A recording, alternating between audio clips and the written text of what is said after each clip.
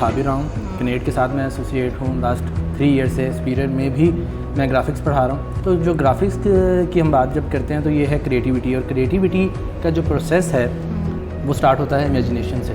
क्योंकि मैंने as visual artist जो है काफ़ी अर्सा सर्व किया है डिफरेंट अदारों को। स्टूडेंट जो है वो नालायक नहीं होता, टीचर नालायक हो सकता है। सबसे पहला मेंटोर जो है वो आपके पेरेंट्स हैं, आपके अपनी फैमिली में आपके फादर आपकी मदर हैं। तो उसमें ऐसे लोग मुझे मिले, ऐसे बॉसेस मिले जिन्होंने खुद जो है वो मुझे गाइड किया और आगे लेके गए कि मूवीज़ हैं हमारे यहाँ सारे आइडियाज़ की गेम है, आइडियाज़ पे बेस करती हैं। स्टोरी डिफरेंट क्या है, आइडियाज़ की जब हम बात करते हैं तो आइडियाज़ कहीं बाहर से नहीं आ रहे, आइडियाज़ तो हमारी सोसाइटी में एग्जिस्ट करते हैं। अक्सर जब मैं सोचना स्टार्ट करता हूँ तो मुझे कोई आइडिया नहीं आता, मुझे कोई क्रिएटिविटी नहीं आती। तो यहाँ पे क्रिएटिविटी और इनोवेशन की भी अंडरस्टैंडिंग आपको होनी चाहिए कि क्रिएटिविटी और इनोवेशन में डिफरेंस क्या है। क्रिएटिविटी लर्न की जा सकती है, क्रिएटिविटी कहाँ से आती है, ऑब्जर्वेशन से आती है। आप सीखते हैं चीज़ों को। As writer, as producer, as director, as teacher मैं समझता हूँ कि आप कामयाब है अगर आप अपनी ऑडियंस की नीड्स को अंडरस्टैंड करते हैं। क्रिएटिविटी का मतलब ये नहीं है कि आज आप कोई क्रिएटिव आइडिया सोचना चाहते हैं तो आप जंगलों को निकल जाएँ और आप सोचें कि मैं कोई नई चीज़ लेके आऊँगा। भाई मेरे नज़दीक जो है मैं उनके टैलेंट, उनके काम की बिना पे चीज़ों को देख रहा होता हूँ। मुझे तो पाकिस्तान में रीमा जी जो है वो बहुत जो है, मैं क्योंकि बचपन से हम देखते भी आए उन्हें, और उन्होंने बहुत अच्छा काम किया और अभी भी इंडस्ट्री में कहीं ना कहीं सर्व कर रही हैं। मीडिया स्टडीज़ के साथ साथ मैट्रिक लेवल पे ही स्टूडेंट की माइंड सेट को चेंज करने की ज़रूरत। हमारे जो ऐसे सीनियर प्रोफेसर्स हैं जो समझते थे कि यार ये मेरे लिए नहीं है, सोशल मीडिया क्या है, मुझे नहीं आने की ज़रूरत, तो उन्होंने भी क्लासेस पढ़ाने के लिए जूम को अंडरस्टैंड किया। जिस भी फील्ड में हैं आप, जिस भी फील्ड में स्टडी कर रहे हैं, प्रोफेशनल हैं, आपकी अपनी वर्चुअल सोशल मीडिया प्रेजेंस होना बेहद ज़रूरी है। अदारों को पता है किन लोगों की ज़रूरत है? अदारों को उन लोगों की ज़रूरत है जो कि उनकी किसी न किसी प्रॉब्लम को सॉल्व कर सकते हैं। अदारों को उन लोगों की ज़रूरत है जो कि मुस्तकिल मिजाज है। बिस्मिल्लाहिर्रहमानिर्रहीम, मैं हूँ आपकी मेज़बान अनम अकबर, ग्रेट पाकिस्तान टीवी के प्लेटफॉर्म से। आज जो हमारे मेहमान ख़ुसूसी हमारे साथ मौजूद हैं, टीचर हैं, ट्रेनर हैं, मीडिया प्रोफेशनल हैं, मोहम्मद मुजीब रियाज। अस्सलाम वालेकुम सर, कैसे हैं आप? वालेकुम अस्सलाम, thank you so much ma'am for having me. Really honour to have you sir. कैसे हैं आप? अल्हम्दुलिल्लाह फाइन। सर आप ये बताएं कि आपने ग्राफिक डिज़ाइनिंग भी की है, टीचिंग भी की है, आपको अपना कौन सा काम सबसे ज़्यादा पसंद है? अच्छा, ये जो है अभी भी मैं ग्राफिक्स पढ़ा भी रहा हूँ। कनेट के साथ मैं एसोसिएट हूँ लास्ट 3 ईयर से। इस पीरियड में भी मैं ग्राफिक्स पढ़ा रहा हूँ। तो जो ग्राफिक्स की हम बात जब करते हैं तो ये है क्रिएटिविटी, और क्रिएटिविटी का जो प्रोसेस है वो स्टार्ट होता है इमेजिनेशन से। तो ग्राफिक्स पढ़ाना मेरा शौक़ है क्योंकि मैं समझता हूँ कि आप अपने आइडियाज़ को इम्प्लीमेंट कर सकते हैं। जो चीज़ें आप सोचते हैं, जो आपके माइंड में हैं, तो उनको आप ड्रॉ कर सकते हैं, उनको आप जो है वो दुनिया को विजुअल्स की फॉर्म में दिखा सकते हैं। और जहाँ तक टीचिंग की बात है तो टीचिंग जो समझता हूँ कि जो शख्स एक दफ़ा पढ़ा ले वो फिर ऐसा काम नहीं कर सकता कि वो अपने आप को बाउंड कर ले। क्योंकि मैंने एज विजुअल आर्टिस्ट जो है काफ़ी अर्सा सर्व किया है डिफरेंट अदारों को। तो उसमें जो है जैसे ही आप टीचिंग की फील्ड में आते हैं तो टीचिंग के बाद आपको लगता है कि आप जो है वो किंग हैं और बाकी सारे आपकी जो ऑडियंस है, जो कि आपको सुनने वाले लोग हैं, वो आपको सुनना पसंद करते हैं। तो ऐसे में उसके बाद अब मैं शायद ऐसी किसी जॉब पे नहीं जा सकता कि मैं अपने आप को बाउंड कर लूँ किसी एक कमरे के अंदर और सिर्फ जो है वो मैं कंप्यूटर पे कोई ना कोई काम परफॉर्म कर रहा हूँ। तो मुझे अच्छा लगता है ऑडियंस के साथ इंटरेक्ट करना, लोगों से मिलना, लोगों से बातचीत करना। ठीक हो गया सर। आजकल के स्टूडेंट्स का क्या रिस्पांस है, यानी जब आप वो अपनी क्लास में इंटरेस्ट ही नहीं लेते तो आप कैसे उन्हें हैंडल करते हैं? अच्छा, मैं समझता हूँ कि हमारे जो हैं, जो मेरे मेंटोर भी हैं, जो मेरे उस्ताद भी हैं, चौधरी अब्दुर्रहमान साहब, वो एक बात कहते हैं कि स्टूडेंट जो है वो नालायक नहीं होता, टीचर नालायक हो सकता है। तो मैं समझता हूँ कि जो स्टूडेंट्स हैं, हर क्लास में हर तरह के स्टूडेंट होते हैं, पढ़ने वाले भी होते हैं और नहीं पढ़ने वाले भी होते हैं। तो ऐसे में टीचर की ये जिम्मेदारी है कि टीचर ही अंडरस्टैंड करे, टीचर स्टूडेंट की साइकी को अंडरस्टैंड करे। हर स्टूडेंट को आप डील कर सकते हैं। कुछ केसेस ऐसे होते हैं आपकी क्लास में, फॉर एग्जांपल कुछ स्टूडेंट्स ऐसे आपको नज़र आ सकते हैं जिनको आपको इंडिविजुअल बेसिस पे जाकर डील करने की ज़रूरत है, उनकी उस प्रॉब्लम को आइडेंटिफाई करने की ज़रूरत है। हो सकता है कि एक बच्चा जो है वो अपने घर में किसी प्रॉब्लम की वजह से इस तरह से क्लास में मिसबिहेव कर रहा है या रिएक्ट कर रहा है। अगर आप उसकी उस प्रॉब्लम को आइडेंटिफाई कर लेंगे और उसको एड्रेस कर लेंगे तो वो, मैं नहीं समझता कि वो स्टूडेंट सारी उम्र आपका जो है वो आपके पीछे पीछे रहेगा और वो आपको एक्नॉलेज भी करेगा कि अच्छा ये टीचर है जिसने मेरी लाइफ चेंज कर दी है। अच्छा सर, कभी किसी स्टूडेंट ने ऐसा सवाल किया आपसे जिसका आप आंसर ना कर सके हो, और वो सवाल क्या था? हाँ बिल्कुल ऐसा जो है अक्सर ऐसा होता है, क्योंकि और स्टूडेंट्स का राइट है क्वेश्चन करना, वो क्वेश्चन कर सकते हैं। लेकिन जब वो क्वेश्चंस हो रहे होते हैं ना, आप एक क्लास पढ़ा रहे हैं जिसमें 50 के करीब स्टूडेंट्स बैठे हुए हैं, आप 50 में आपने तमाम स्टूडेंट्स को एड्रेस करना है ना, उनकी प्रॉब्लम्स को एड्रेस करना है। समटाइम कुछ स्टूडेंट्स आपको ऐसे मिलते हैं कि जो कि शायद शरारतन या फिर इंटेंशनली जो है वो आपको डाइवर्ट करने की कोशिश करते हैं। तो ऐसे में होता ये है कि टीचर को किस अंडरस्टैंडिंग होनी चाहिए कि उसने किस तरह से टैकल करना है। यहाँ पे एक बड़ा इंटरेस्टिंग वाक़या मैं आपसे शेयर करता हूँ कि जब मैं ग्राफिक्स की हम बात कर रहे थे तो मैं अक्सर इवन के ये अपने स्टूडेंट से भी अब शेयर कर देता हूँ ये चीज़। एक स्टूडेंट ने मेरे से क्वेश्चन किया कि सर ये जो लाइक हम डिज़ाइन में कुछ बेसिक एलिमेंट्स हैं जिसमें हम बेसिक शेप्स डिस्कस करते हैं, सर यही क्यों है, मतलब ऐसा क्यों नहीं हो सकता, फ़ोटोशॉप जो है वो फ़ोटोशॉप ही क्यों उसका नाम रखा गया। अब वो मैंने नहीं बनाया, ठीक है। अगर आज आप ड्राइविंग सीखना चाहते हैं तो आप जो है वो 1 घंटे में ये अंडरस्टैंड कर सकते हैं कि आपने कार किस तरह से ड्राइव करनी है। लेकिन अगर आप इस उसमें आ जाएंगे कि सबसे पहले मैं ये अंडरस्टैंड करूँ कि बोनट खोलूँ और देखूँ कि रेड कलर की वायर जो है उसका क्या पर्पज़ है, वो किस चीज़ से लिंक है, और दूसरा जो उसका एयर फिल्टर है उसका पर्पज़ क्या है, वो इस फॉर्म में क्यों बनाया गया है, तो शायद जो ड्राइविंग आपने आज सीखनी है वो आज से आप 10 साल बाद जाके सीखें। तो हमें चीज़ों को सिंपल रखना है, मुश्किल नहीं बनाना। यही मैं अपने स्टूडेंट्स को भी गाइड कर रहा होता हूँ कि हमें चीज़ें सिंपल रखते हुए अंडरस्टैंड करना है और फौरी से इम्प्लीमेंटेशन की तरफ आना है। जितना आप इसको देखेंगे, समझने की कोशिश करेंगे, चीज़ें उतनी कॉम्प्लिकेटेड होती रहेंगी ना, तो चीज़ों को सिंपल रखना चाहिए हमें। ठीक हो गया सर, अपने मेंटोर्स के बारे में बताएं, किससे आप बहुत ज़्यादा इंस्पायर हैं? अच्छा, इसमें आप ये देखेंगे बिल्कुल उसी तरह से मैं भी एक वही आपको आंसर करूँगा कि सबसे पहला मेंटोर जो है वो आपके पेरेंट्स हैं, आपके अपनी फैमिली में आपके फादर, आपकी मदर हैं, जिनसे आप सीखना स्टार्ट करते हैं, ठीक है, जो कि आपको गाइड करते हैं। बाकी जब हम प्रोफेशनल लाइफ में आते हैं, जब हम अपनी स्कूल लाइफ में होते हैं, अपने स्टडिंग करियर में होते हैं, तो उस वक्त भी आपको ऐसे टीचर्स मिलते हैं, बेशुमार टीचर्स होते हैं। तो ऐसे कुछ टीचर्स मिलते हैं आपको जिनकी बातें आपको याद रह जाती हैं या जिनकी कही हुई कोई एक बात भी आपकी लाइफ जो है वो चेंज कर देती है। तो ऐसे बेशुमार उस्ताद मेरी लाइफ में आए, जैसे कि मैंने पहले भी जिक्र किया, और भी बहुत ज़्यादा लोग हैं, लेकिन अगर यहाँ पे मैं नाम लेना स्टार्ट कर दूँ, मैं समझता हूँ अगर इन केस किसी का अगर नाम मिस हो जाएगा तो वो जो है नाइंसाफ़ी होगी। तो बहुत ज़्यादा ऐसे लोग हैं, क्योंकि इंसान अकेला कुछ नहीं कर सकता। आप अपनी लाइफ में ग्रो करना चाहते हैं, हम जिस सोसाइटी में रहते हैं हमें लोगों से इंटरेक्ट करके चलना है और सीखते हुए आगे जाना है। तो बेशुमार लोग मेरी लाइफ में भी आए हैं जिन्होंने मुझे पढ़ाया, सिखाया, गाइड किया, इवन कि प्रोफेशनल करियर में भी हाथ पकड़ के साथ। मैं समझता हूँ कि मैं लकी हूँ इस हवाले से। तो उसमें ऐसे लोग मुझे मिले, ऐसे बॉसेस मिले जिन्होंने खुद जो है वो मुझे गाइड किया और आगे लेके गए कि कैसे करना है, क्या करना है, एक एक चीज़ गाइड की। तो मैं समझता हूँ कि इस हवाले से मैं लकी रहा हूँ। ठीक हो गया सर, आपको बुक रीडिंग का शौक़ है? फेवरेट बुक बताएं अपनी। अच्छा, बुक रीडिंग जो आजकल की अगर हम यूथ में देखें या चीज़ें देखें तो उस तरह से ट्रेंड नहीं है, क्योंकि डिजिटल मीडिया ने आके ट्रेंड्स चेंज कर दिए हैं, चीज़ें चेंज कर दी हैं, हर चीज़ हमें सेल फ़ोन पे चाहिए। लेकिन मैं अगर अपने उसमें देखूं, बचपन में तो मुझे कहानियाँ, नॉवेल्स पढ़ने का बहुत शौक़ था। इमरान सीरीज़ जो है वो मैंने बहुत पढ़ी, बाकी कहानियाँ, किताबें बहुत ज़्यादा जो है अभी भी। और क्योंकि अगर आप अपनी लाइफस्टाइल चेंज करना चाहते हैं, आप ग्रोथ चाहते हैं, आप आगे बढ़ना चाहते हैं, तो वो सिर्फ एजुकेशन की बेस पे मुमकिन है और तालीम की बेस पे मुमकिन है। वो आपकी नॉलेज के ऊपर डिपेंड करता है। तो नॉलेज जो है अभी भी, अगर सोशल मीडिया के ऊपर भी मुझे कोई चीज़ इंटरेस्टिंग लगे तो मैं उसको भी अपने पास स्क्रीनशॉट की फॉर्म में या डाउनलोड कर लेता हूँ, ताकि वो आपके नॉलेज में या चीज़ों में इजाफा कर रही होती है।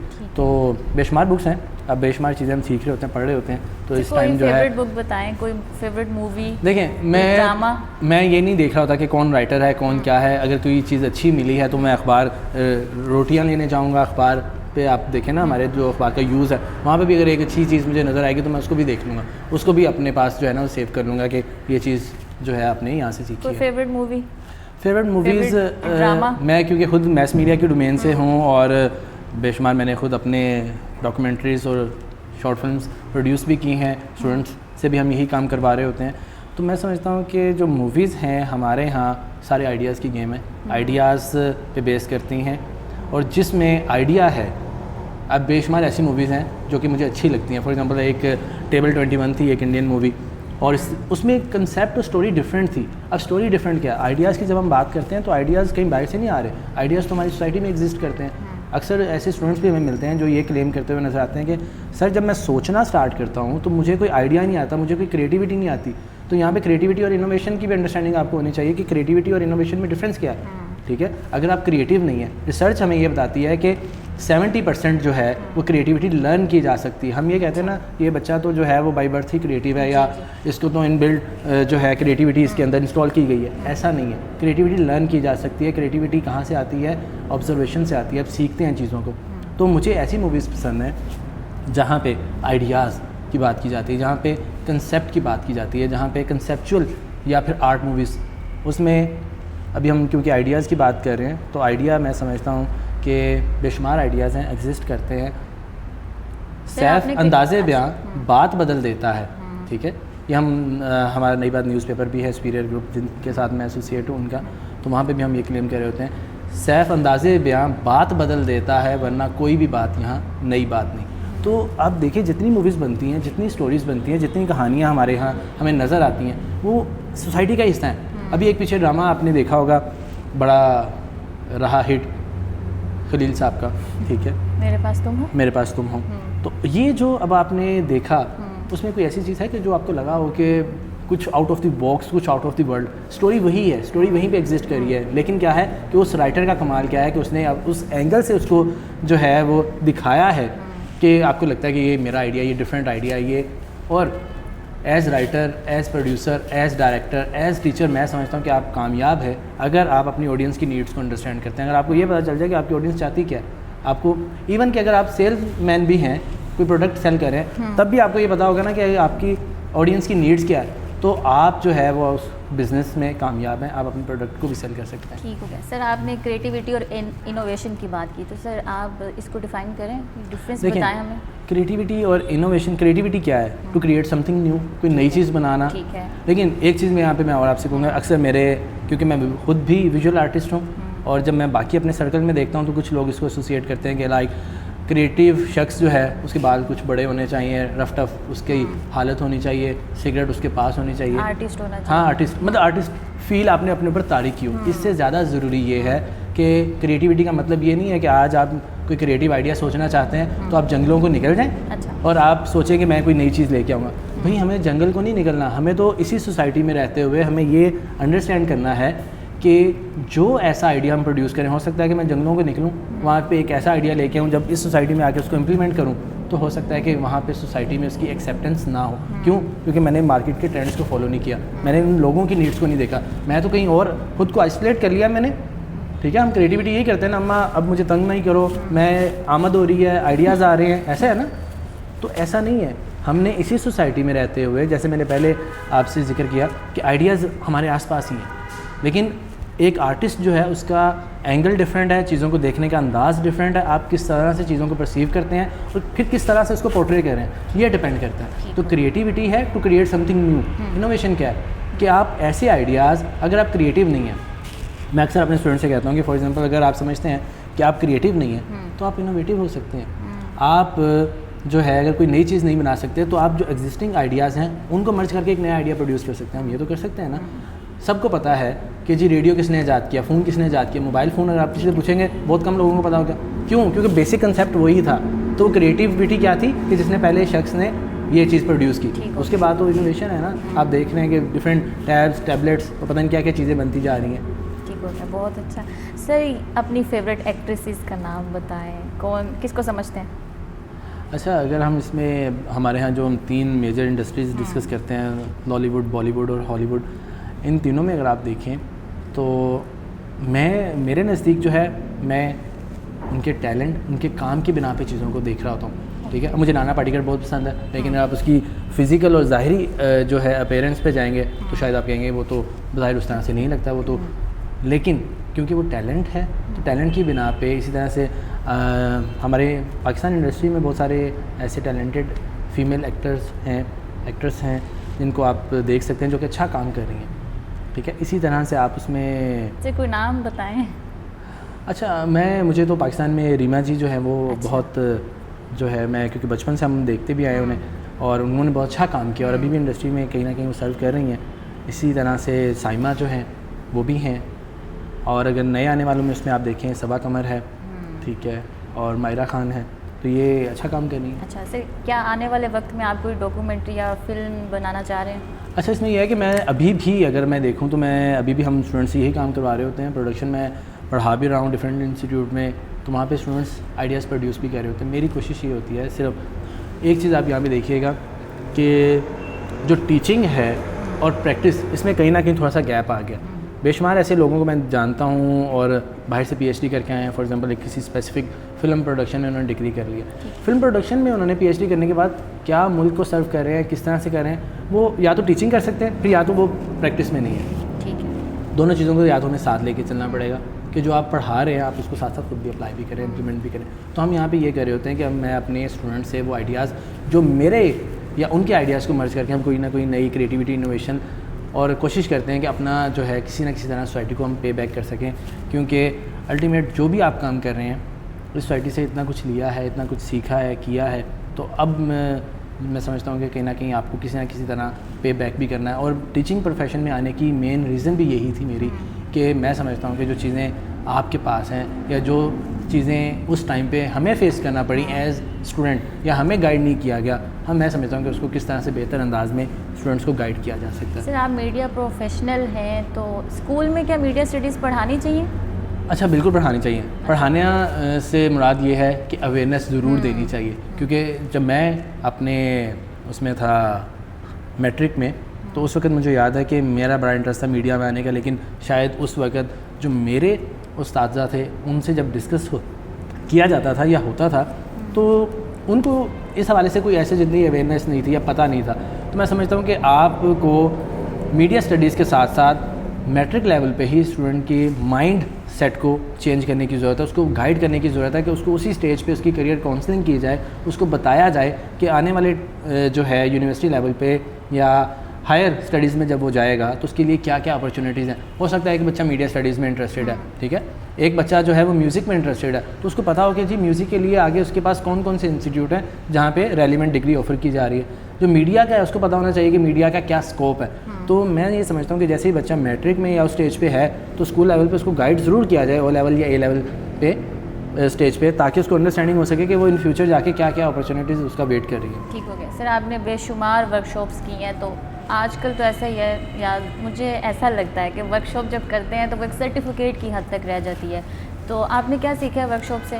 अच्छा, वर्कशॉप का मकसद क्या है? वर्कशॉप का जो मकसद है मैं ये समझता हूँ कि हमारे यहाँ जो एक गैप हमने आइडेंटिफाई किया और जो अक्सर डिस्कस भी किया जा रहा होता है अक्सर इसी तरह के फोरम्स पे या, तो उसमें ये है कि जो टीचिंग में जो चीज़ें या स्टडी करियर में या स्टडी जो यूनिवर्सिटीज़ में पढ़ाई जा रही हैं स्टूडेंट्स को, वो प्रैक्टिकली हमें उसका ऑपोजिट नज़र आता है। जब हम फील्ड में जाते हैं तो हम कहते हैं कि जो हम पढ़ के आए थे वो तो कहीं बहुत पीछे छोड़ आए हैं, यहाँ पे तो चीज़ें प्रैक्टिस में डिफरेंट हैं। तो वर्कशॉप्स का ऑब्जेक्टिव ये है कि स्टूडेंट्स को जो है वो प्रैक्टिस करवाई जा सके, उनको प्रैक्टिकल नॉलेज दिया जा सके। और जो सर्टिफिकेशन की बात है, एक चीज़ मैंने भी अपने एक्सपीरियंस से देखी है। देखिए, आपकी क्लास में 100 स्टूडेंट्स हैं, तो 100 में से आप ये बिल्कुल एक्सपेक्ट नहीं कर सकते कि वो 100 के 100 उसी तरह से चीज़ों को जो है वह नॉलेज को गेन कर रहे हैं जैसे कि आप डिलीवर कर रहे हैं। ठीक, कोई बच्चा बहुत ज़्यादा अंडरस्टैंड कर रहा है, कोई कम अंडरस्टैंड कर रहा है। तो ये वर्कशॉप्स इसी तरह प्लान की जाती हैं ताकि स्टूडेंट्स को वो प्रैक्टिकल चीज़ें हम करवा सकें। मैंने बहुत ज़्यादा वर्कशॉप्स करवाई हैं, ऑर्गेनाइज भी करवाई हैं, मैं खुद भी करवा रहा होता हूँ, ठीक है, एज ट्रेनर। तो उसमें ऑब्जेक्टिव सिर्फ यही है कि स्टूडेंट्स को रियल ग्राउंड पे जाके उसको बताया जाए कि जब वो प्रैक्टिकल फील्ड में जाएगा तो उसको किस तरह के इश्यूज़ फेस करने पड़ सकते हैं। ठीक है, फॉर एग्जांपल अगर आप वो पढ़ के आया है, आपने अगर जो है ड्राइविंग के ऊपर एक बुक पढ़ ली है, जब तक आप कार में बैठेंगे नहीं आपको ड्राइविंग नहीं आएगी ना, आप नहीं अंडरस्टैंड करेंगे। तो आपको हम वर्कशॉप्स में यही चीज़ें कर रहे होते हैं कि ताकि उनको जो है वो हैंड्स ऑन उनकी प्रैक्टिस करवाई जा सके। Sir, being a media professional, आप बेस्ट ट्रेड्स बताएं। अच्छा, मीडिया की जब हम बात करते हैं तो मीडिया, मैं समझता हूँ कि मीडिया जो है वो मिक्सचर है डिफरेंट मीडियम्स का। इसमें प्रिंट मीडिया भी है, इसमें इलेक्ट्रॉनिक मीडिया भी है, इसमें आपके पास जो है वो डिजिटल मीडिया, अब जो सबसे बड़ा मीडिया जिसके आप हर तरफ आपको शोर सुनाई दे रहा है। और हम जो हैं, ख़ासकर मैं जो हमारी यूथ है, मैं समझता हूँ और मैं उनको कंसीडर करता हूँ इन दोज लकी वंस कि जो लोग हमें, आप समझ लें कि सोशल मीडिया मिल गया, आपने ये देखा जो हमारे पेरेंट्स हैं या जो आपके सीनियर सिटीजन्स हैं उनको सोशल प्लेटफॉर्म्स की या डिजिटल प्लेटफॉर्म्स की अंडरस्टैंडिंग नहीं है। हमें तो लकीली इन चीज़ों की अंडरस्टैंडिंग है क्योंकि ये मीडियम हमारे टाइम पे इंट्रोड्यूस हुए हैं। शायद एक स्टूडेंट को ये ना पता हो कि फेसबुक के ऊपर कैंपेन कैसे सेट करनी है, लेकिन उसको ये पता है उसको फेसबुक प्रोफाइल आपको मिलेगी, उसकी लिंक्डइन प्रोफाइल आपको मिल सकती है, ठीक है, उसको प्रॉफिटेबल मैनर्स में कैसे यूज़ करना है, हाँ ये शायद उसको अंडरस्टैंडिंग ना हो। लेकिन आपने ये देखा जहाँ पे कोविड के बेशुमार आपने देखे मसले मसाइल, उससे हमारे यहाँ फाइनेंशियल क्राइसिस भी रहे हैं, लेकिन उसी के साथ साथ आपने जो एक एडवांटेज हुआ है मैं समझता हूँ वो ये कि हमने जो आज से शायद 10 साल बाद जो चीज़ अचीव करनी थी, हम डिजिटल मीडिया पे थोड़ी से कन्वर्ट हो चुके हैं। अगर मैं स्पेसिफ़िकली इसको अपने टीचिंग प्रोफेशन में देखूं तो हमारे जो ऐसे सीनियर प्रोफेसर्स हैं जो समझते थे कि यार ये मेरे लिए नहीं है, सोशल मीडिया क्या है, मुझे नहीं आने की ज़रूरत, तो उन्होंने भी क्लासेस पढ़ाने के लिए जूम को अंडरस्टैंड किया, उन्होंने भी गूगल मीट को अंडरस्टैंड किया, उन्होंने भी यूनिवर्सिटीज़ के अपने जो पोर्टल्स हैं उनको अंडरस्टैंड किया कि भाई इसके बगैर अब गुजारा नहीं है, मुझे ऑनलाइन क्लास पढ़ानी है तो मुझे ऑनलाइन मीडियम्स को अंडरस्टैंड करना पड़ेगा। आप ये देखें मीडिया इंडस्ट्री में देखेंगे जितने बड़े सीनियर आपके पास जर्नलिस्ट हैं, जितने बड़े आपके मीडिया प्रोफेशनल्स एंकर्स हैं, सारे के सारे अगर किसी चैनल में सर्व कर रहे हैं तो साथ अपना यूट्यूब चैनल या अपनी कोई वेबसाइट रन कर रहे हैं जहाँ पे कंटेंट है। मैं भी ऐसे अक्सर क्योंकि कुछ दोस्त भी हैं, कुछ सीनियर्स भी हैं, सोशल मीडिया प्रोफाइल्स में भी वो लोग ऐड हैं, तो उनको जब मैं देखता हूँ तो वो लोग भी, उनको भी अवेयरनेस आ चुकी है। वो अपना कंटेंट, एक कॉलम अगर एक शख्स ने लिखा है, सहाफ़ी ने अखबार में, उसको पता है कि भाई अब मुझे इसको वायरल करने के लिए मुझे इसको सोशल प्लेटफॉर्म पे भी डालना है, क्योंकि आज की जो यूथ है, आज के जो लोग हैं वो अखबार नहीं देख रहे ना, उनको तो इस सेल फ़ोन पे सारी चीज़ें चाहिए, वो सेल फ़ोन पे देखना चाहते हैं, तो वो सारी चीज़ें अब एक्सेस बहुत ईजी हो चुकी है। तो सोशल मीडिया, डिजिटल मीडिया जो है ये फ्यूचर है, इस तरफ हमें, मैं समझता हूँ कि ज़्यादा फोकस करना चाहिए और टाइमली हमें शिफ्ट कर जाना चाहिए। जैसे आप देखते हैं कि लाइक एक मार्केट के ट्रेंड्स चेंज हो रहे हैं तो हमें भी चेंज होना चाहिए। हम क्या करते हैं, हम चेंज को फर्स्ट एक्सेप्ट नहीं करते, हम कहते हैं कि यार अच्छा ये चीज़ है, क्यों? क्योंकि एक इन्वायरमेंट के अंदर हमारा अपना जो कंफर्ट लेवल है वो डेवलप हो चुका होता है ना। हम कहते हैं अच्छा मुझे इस कंफर्ट जोन से बाहर निकलना पड़ेगा, चीज़ें चेंज होंगी, नई प्रैक्टिस में आना पड़ेगा, तो हम उससे डरे होते हैं। लेकिन वो लोग कामयाब हैं या वो लोग आप देखते हैं कि सक्सेसफुल आपको नज़र आते हैं लाइफ में, जो कि अपने आप को हालात के मुताबिक चेंज कर लेते हैं। जैसे देखा कि इलेक्ट्रॉनिक मीडिया से डिजिटल मीडिया पे बात जा रही है, उन्होंने अपने आप को टाइमली कन्वर्ट कर लिया। तो मैं समझता हूँ कि अब digital media is the future, तो हमें इस तरफ फोकस करने की ज़रूरत है। ठीक है सर, आपकी इसी बात से आप अपना काम किस प्लेटफॉर्म के थ्रू सेपरेट करते हैं या अच्छा, इसमें आप ये देखें कि मैं समझता हूँ कि बीइंग अ मीडिया प्रोफेशनल या फिर बीइंग अ मीडिया स्टूडेंट, और सिर्फ मीडिया प्रोफेशनल और मीडिया स्टूडेंट्स ही नहीं, आप जिस भी फील्ड में हैं, आप जिस भी फील्ड में स्टडी कर रहे हैं, प्रोफेशनल हैं, आपकी अपनी वर्चुअल सोशल मीडिया प्रेजेंस होना बेहद ज़रूरी है आपके लिए। जो अच्छा अब इतनी ज़्यादा भरमार हो चुकी है, जब हम सोशल मीडिया प्लेटफॉर्म्स की बात करते हैं आपको समझ नहीं आती कि आप अपने बाकी काम कैसे मैनेज करेंगे और इन प्रोफाइल्स को कैसे मैनेज करेंगे। आप उसमें से लिस्ट डाउन करें, आप उसमें से आइडेंटिफाई करें कि कौन कौन से मेजर प्लेटफॉर्म्स हैं। आपके पास फेसबुक है, आपके पास यूट्यूब है, आपके पास लिंक्डइन है, स्नैपचैट भी है, टिकटॉक भी है। उसमें से हमें ये आइडेंटिफाई करना है कि क्या टिकटॉक मेरी नीड है, क्या स्नैपचैट में मुझे जाने की ज़रूरत है। जो मेजर प्लेटफॉर्म्स हैं जिनको आप मैनेज कर सकते हैं, उस पर आपकी वर्चुअल प्रेजेंस होना बेहद ज़रूरी है। तो इन यही कुछ प्लेटफॉर्म्स हैं। इसके अलावा आपके पास अगर कोई भी स्किल सेट है, अभी हमने लास्ट टाइम एक अभी फोरम करवाया तो उसमें भी यही बात हो रही थी डिजिटल मीडिया के हवाले से कि लाइफ में आपके पास अगर आप डिजिटल प्लेटफॉर्म्स पे भी हैं या फिर आप लाइफ में भी कामयाब होना चाहते हैं तो 3 चीज़ें ज़रूरी हैं। सबसे पहली स्किल सेट जिस शख्स के पास है, चाहे वो आपके पास टाइपिंग की ही क्यों नहीं स्किल है, ठीक है, डाटा एंट्री आप कर सकते हैं, फाइवर है, अपवर्क है आपके पास और बेशुमार प्लेटफॉर्म्स हैं, आप वहाँ पे अपना स्किल जो है वो मनवा सकते हैं। अब वो दौर नहीं रहा कि हम समझते हैं ना कि मुझे कोई प्लेटफॉर्म नहीं मिला, मुझे कोई अपॉर्चुनिटी नहीं दे रहा, मेरे पास कोई रेफरेंस नहीं है। जिनके पास नहीं है वो टिकटॉक से भी आपको पता है कि मेन स्ट्रीम मीडिया का हिस्सा बने। बेशुमार ऐसे एंकर्स आपके सामने जो सोशल मीडिया से उठे और मेन स्ट्रीम मीडिया का हिस्सा बन गए, ठीक है। तो इसी तरह से आपके पास बेशुमार प्लेटफॉर्म्स हैं। अगर आपके पास स्किल सेट है तो स्किल सेट आपको क्या देती है? कॉन्फिडेंस। आप कॉन्फिडेंट होते हैं कि भाई मैं किसी के लिए जो है, मुझे किसी की चापलूसी करने की ज़रूरत नहीं है, मुझे किसी के यहाँ जो है वो अगर मुझे कहीं से फायर किया जाएगा तो मैं अपना काम खुद कर सकता हूँ, मैं अपने आइडियाज़ का खुद मालिक हूँ, मैं अपने आइडियाज़ को सेल कर सकता हूँ, ठीक है। हमने डिस्कस किया कि आपके पास स्किल है तो वो आपको कॉन्फिडेंस देती है। इसके साथ साथ एक और जो चीज़ ज़रूरी है वो मैं ये समझता हूँ कि हम जो लोग हैं, सॉरी टू से बट हम जो है ना वो थोड़े से सुस्त लोग हैं। एक काम में हाथ डालते हैं तो बाद में हम छोड़ देते हैं। हम सोचते हैं मोटिवेशन, आप देखें कितनी ज़्यादा मोटिवेशनल कंटेंट सेल किया जा रहा है हमारी इंडस्ट्री में, आपको सोशल प्लेटफॉर्म्स पे मिलेगा। मोटिवेशनल स्पीकर्स आप देखें पिछले कुछ सालों में कितने कैसे उभर के सामने आए। क्यों? क्योंकि अगर इंसान को ये पता चल जाए ना कि ये जो उसके बेड के पास टेबल पे पानी का गिलास पड़ा और ये इसकी प्यास बुझाएगा, इसकी इस नीड को पूरा करेगा, तो अगर उसको ये ना मतलब उसकी नीड ना हो तो वो शायद उठ के पानी भी ना पिए। हम उसको बिस्तर से उठने के लिए भी मोटिवेशन की ज़रूरत है। तो जो मोटिवेशन है वो ज़रूरी है, लेकिन मोटिवेशन के साथ साथ जो है वो पेशेंस ज़रूरी है, वो कंसिस्टेंसी ज़रूरी है कि आप कितना जो है वो चीज़ों को लेके मुस्तकिल मिजाजी ज़रूरी है। जो मैंने पहले आपसे बात की कि क्रिएटिविटी और अदारों को पता है किन लोगों की ज़रूरत है? अदारों को उन लोगों की ज़रूरत है जो कि उनकी किसी ना किसी प्रॉब्लम को सॉल्व कर सकते हैं। अदारों को उन लोगों की ज़रूरत है जो कि मुस्तकिल मिजाज है। एक शख्स ऐसा है, फॉर एग्जांपल मैं एक एजेंसी रन कर रहा हूँ, एड एजेंसी, और मुझे एक क्रिएटिव या एक विजुअल आर्टिस्ट हायर करना है, तो मैं शायद उस बंदे को हायर कर लूँगा जो कि मुझे पता होगा कि अगर ये मुझे क्रिएटिव काम देगा और ये काम देगा साल बाद और कहेगा सर मेरे तो 4 दिन आमद ही नहीं हुई, मुझे तो 5 दिन आमद नहीं हुई, और साल बाद मुझे ये काम देगा, तो इससे बेहतर वो है कि जो शख्स जो है कंसिस्टेंट है अपने काम को लेके, चीज़ों को लेके, और टाइमली उसको पता है कि डेडलाइंस को कैसे मीट करना है। तो ऑर्गेनाइजेशन में ऐसे लोगों की ज़रूरत है। नो डाउट कि क्रिएटिविटी भी मैटर करती है, लेकिन क्रिएटिविटी के साथ साथ ये भी मुस्तकिल मिजाजी बहुत ज़रूरी है। Thank you so much for coming. मुझे और मेरी टीम को दीजिए इजाज़त। अल्लाह हाफिज़।